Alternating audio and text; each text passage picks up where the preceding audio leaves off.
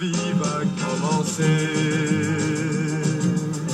En revenant dans ce pays, là où le soleil arrive. Et là, il chevauchait un cheval blanc, pas tout à fait blanc d'ailleurs, en Camargue. Vous vous souvenez de ça? Non, vous étiez...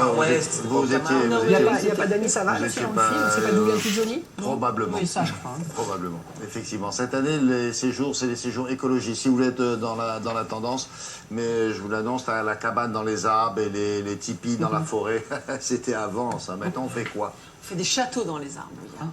Alors là, ce matin, je suis vraiment très heureuse parce que je vais vous raconter 2 success stories en ces temps de sinistre rose. Franchement, ça fait du bien. C'est l'histoire de 2 gamins qui ont réalisé leurs rêves. Le premier, il habitait un petit village, il a fait le compagnonnage, il est devenu charpentier. Un jour, un monsieur lui demande de construire une cabane et lui, il a fait des châteaux puisqu'il était en Périgord. Et il a fait des châteaux dans les arbres. Des châteaux, un qui représente le Périgord noir, il va vous expliquer, un qui représente le Périgord vert et un qui représente le Périgord noir. Des châteaux en Des bois. vrais châteaux en bois dans les arbres où on peut dormir. Ils sont superbes. C'est absolument extraordinaire. Regardez plutôt. Des chemins de ronde, des passerelles, des tourelles. Bref, des silhouettes de châteaux. Petit Rémi aimait construire des cabanes dans les arbres. Mais quand j'étais petit, oui, j'aimais bien construire des cabanes, mais tout ce qui touchait le bois, quoi, vraiment la matière. Je suis parti donc chez les compagnons où j'ai appris, donc j'ai fait mon tour de France, j'ai appris le métier de charpentier donc pendant 6 ans et puis après je me suis installé et je me suis dit tiens pourquoi pas justement me lancer dans les cabanes. Un beau jour, un client lui rappelle sa passion d'enfant. Le déclic, je l'ai eu grâce à un de mes clients qui m'a justement proposé de lui construire une cabane et je me suis dit après cette construction pourquoi pas vraiment en faire ma spécialité et faire que ça. Quand on vit au pays des châteaux, forcément, ça donne des idées. J'ai choisi ces 3 châteaux parce que chacun des châteaux représente justement un terroir. Donc le Périgord pourpre, le château de Montbazillac, le Périgord noir, le château d'Émilandes et le Périgord vert, le château de Hautefort.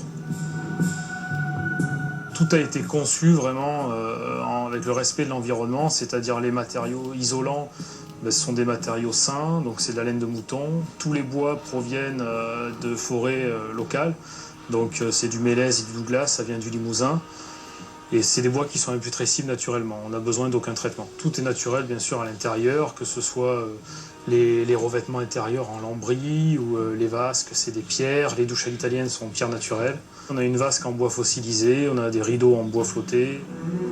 Avec chacun un jacuzzi en terrasse, sous les grands chênes. Mention particulière à Montbazillac pour une lune de miel derrière ses portes indiennes. C'est beau la vie de château.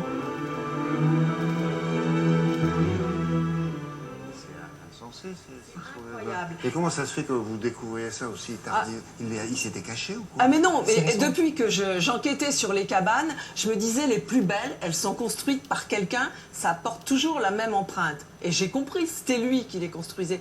En 8 ans, ce monsieur est passé de tout seul à 30 salariés. Ça, c'est une belle histoire quand même.